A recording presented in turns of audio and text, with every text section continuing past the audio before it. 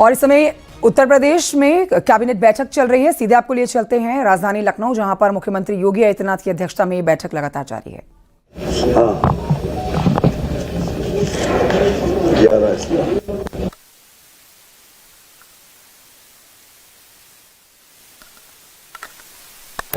किसको बता तो रहे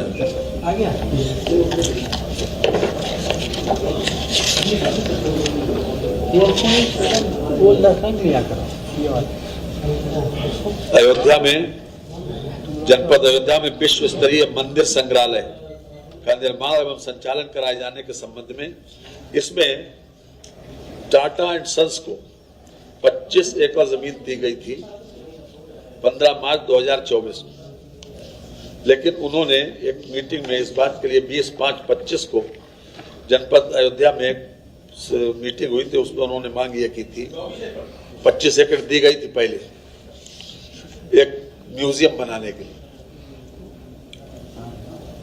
तो उन्होंने ये अपेक्षा की टाटा एंड सन्स ने कि इसमें हमारे लिए स्थान कम पड़ेगा, जो उनका बहुत बृहद दृष्टिकोण है, उसके हिसाब से उन्होंने जमीन को बढ़ाए जाने के लिए जो आग्रह किया था।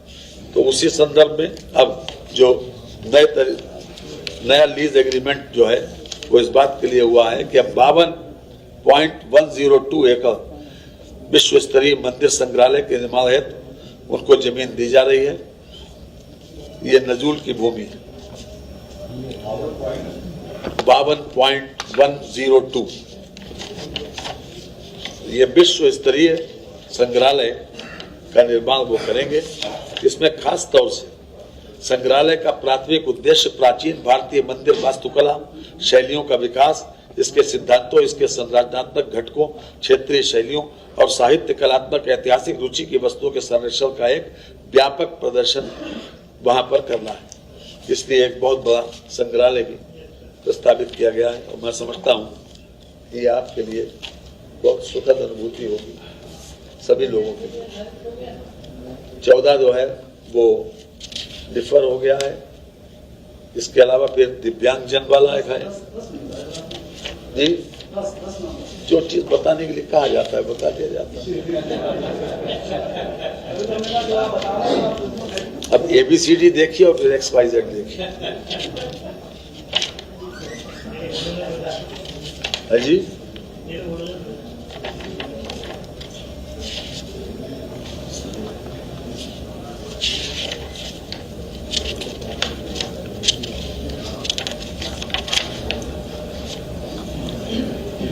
ये प्रदेश के प्रत्येक मंडल मुख्यालय पर जिला दिव्यांग पुनर्वास केंद्र की स्थापना एवं संचालन राज्य सरकार के संसाधनों से किए जाने के संबंध में जी ये एक व्यवस्था खास तौर से दिव्यांगों के लिए ये की जा रही है कि मंडल मुख्यालयों पर इस प्रकार का एक दिव्यांग पुनर्वास केंद्र स्थापित किया जाए। इसमें खास तौर से जो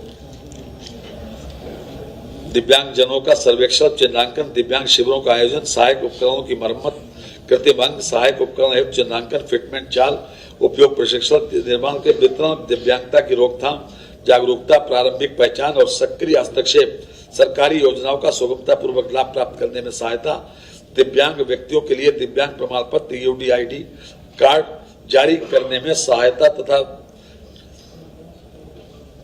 परामर्श, फिजियोथेरेपी, स्पीच थेरेपी आदि प्रदान किया जा सकेगा। जो हर मुख्यालय के ऊपर, मंडल मुख्यालय के ऊपर इस प्रकार का केंद्र बनने का एक प्रस्ताव है। आज मंत्री परिषद ने इस पर भी अपनी सहमति दे दी। अब इसके अलावा लोक निर्माण विभाग के दो लोक निर्माण विभाग क्या है जी, एक तो यह है जनपद चंदौली में चंदौली सकलडीहा सैदपुर मार्ग राज्य मार्ग चैनल 29.670 तक 4 लेन में चौड़ीकरण एवं सुदृढ़ीकरण, लंबाई 29.672 किलोमीटर। इसको पुनरीक्षित किया गया है। पहले आ चुका था कि जीएसटी की रेट में परिवर्तन हो गया, तो इसलिए इसकी लागत हो गई।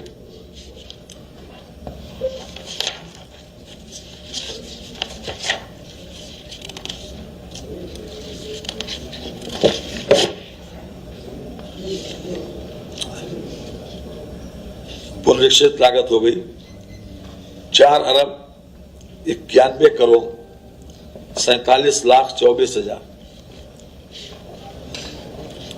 इसका व्यय प्रस्तावित है और 18 महीने में 4,91,47,24,000।